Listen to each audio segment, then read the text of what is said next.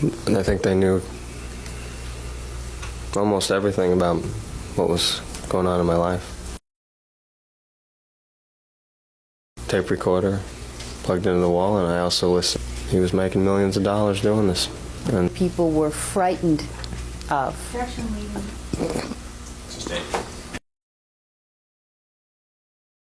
And discuss a deal. My dad flew out personally. Did your dad seem to be pretty brave in terms of the people that he did business with? How did your dad seem with regard to the people he did business with? He seemed fearless. He talked about doing business with Barry Gordy, other, he had conversations about Noel Bloom, and he basically had confrontations with these people in which he felt that they were afraid of him, and he was not afraid of them. And these are the stories he would tell you? Yes. Now, in terms of the politics and move out of the state. Okay, did he talk to you about going into politics? Yes. And where was he going to move? You said he was going to move out of state. Where was he going to move? Florida. And I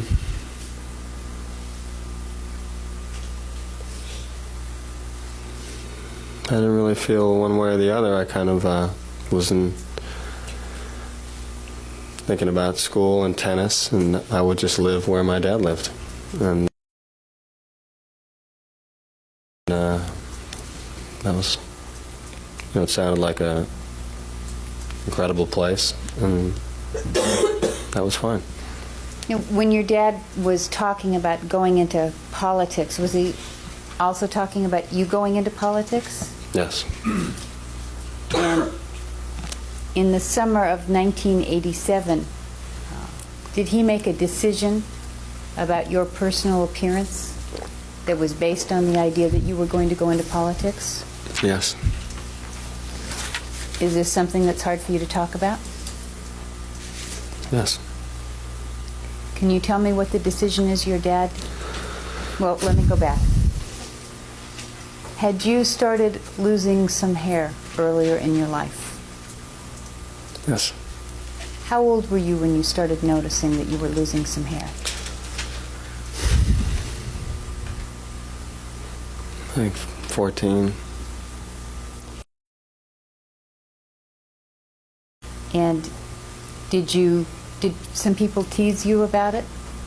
Yes. Yes. And what was that conversation? He felt that he wanted me to go into politics, and that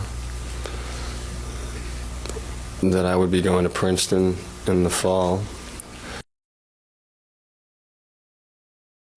And that's where I would meet a lot of my contacts. And he felt that I was going to, even though it wasn't very noticeable at that point, that I would probably continue to lose my hair, and that it would be a good idea to maybe right now, before I meet these people at Princeton, to get a hairpiece. And did you do that? I did. How old were you? I think I was 19. And I was very worried.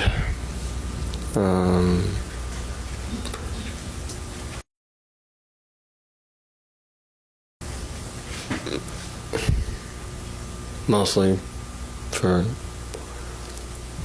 superficial reasons like dating and stuff. I had a girlfriend at the time, and I was glad for that, because I was concerned about dating, and my dad was pretty insistent that it was the right thing to do. So I did it.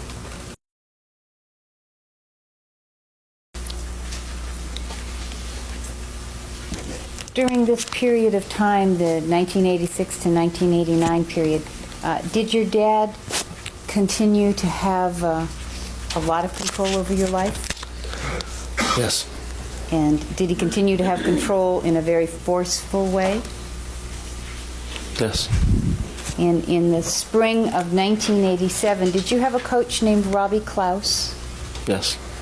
And did Robbie Klaus have a conversation with you about something your dad had said to him?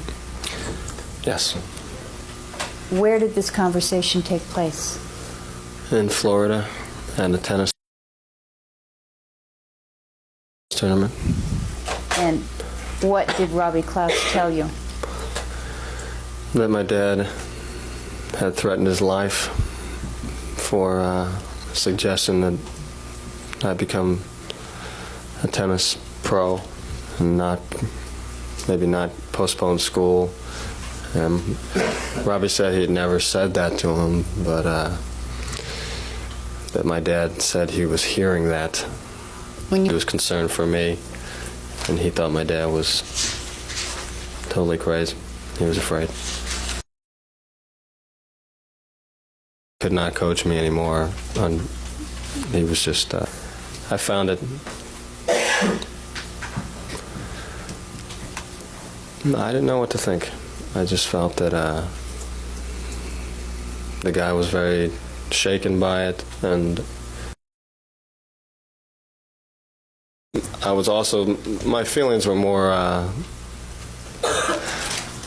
this is really the first time that I realized that I wasn't going to be doing tennis, even after school, that my dad was going into politics. And obviously when we discussed the hairpiece, then I knew for sure. But at that point, you know, I had the year off, and he had hired the coach, and we were spending a lot of money traveling around. And he just wanted Robbie to hang out with me till I went back to school. It's basically what was happening. Did you have a tournament to play right after this conversation? Yes. Yeah, then we had. I just couldn't play. I didn't want to play either. So I played through the first. I think I got through the first set, and then I just told the guy I can't play, and to report the scores because I knew my dad would verify that I lost or not. So I made sure he reported the scores rather than default.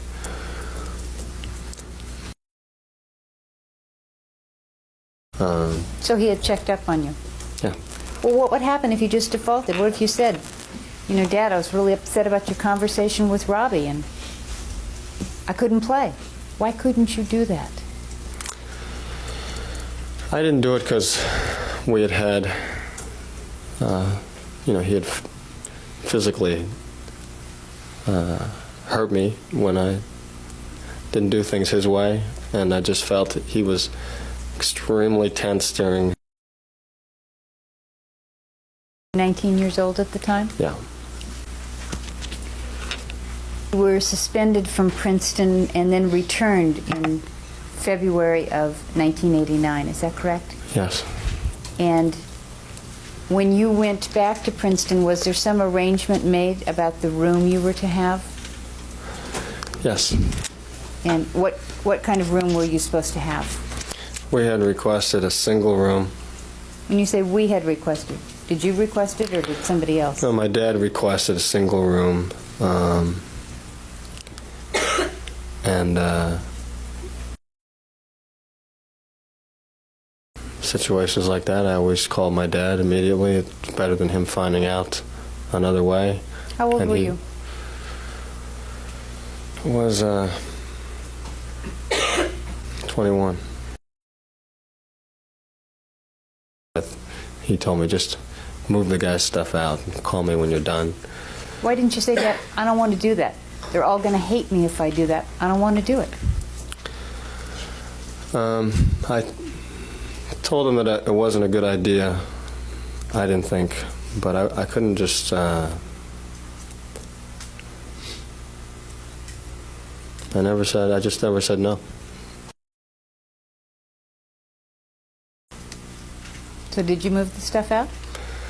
I moved the stuff out, and the other kids had the reaction I thought they would have. They were very upset and wouldn't talk to me. And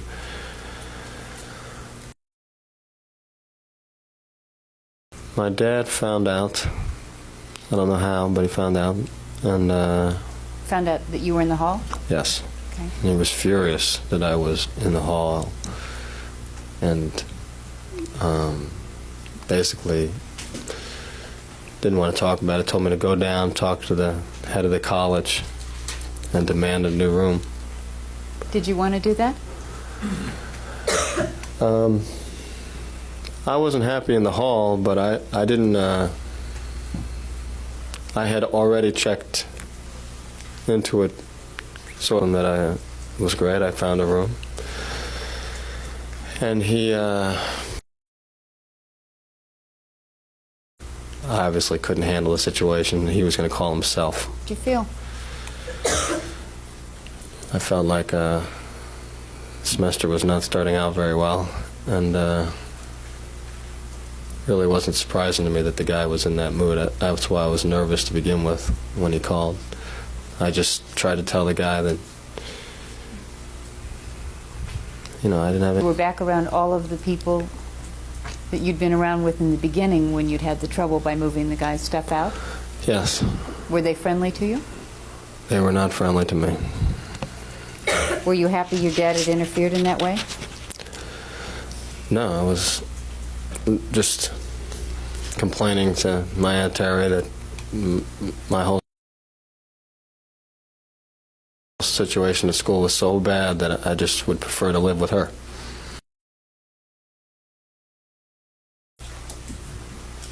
Why didn't you tell him you made things worse?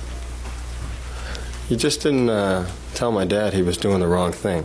My dad was a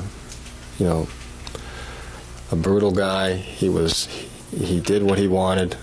He was a very, even little problems like this, he had very severe solutions, and they almost always worked. And if once a problem got to his attention, he handled it in his way. And there wasn't any, you should have done it this way, or I didn't appreciate that, or he'd just tell you to.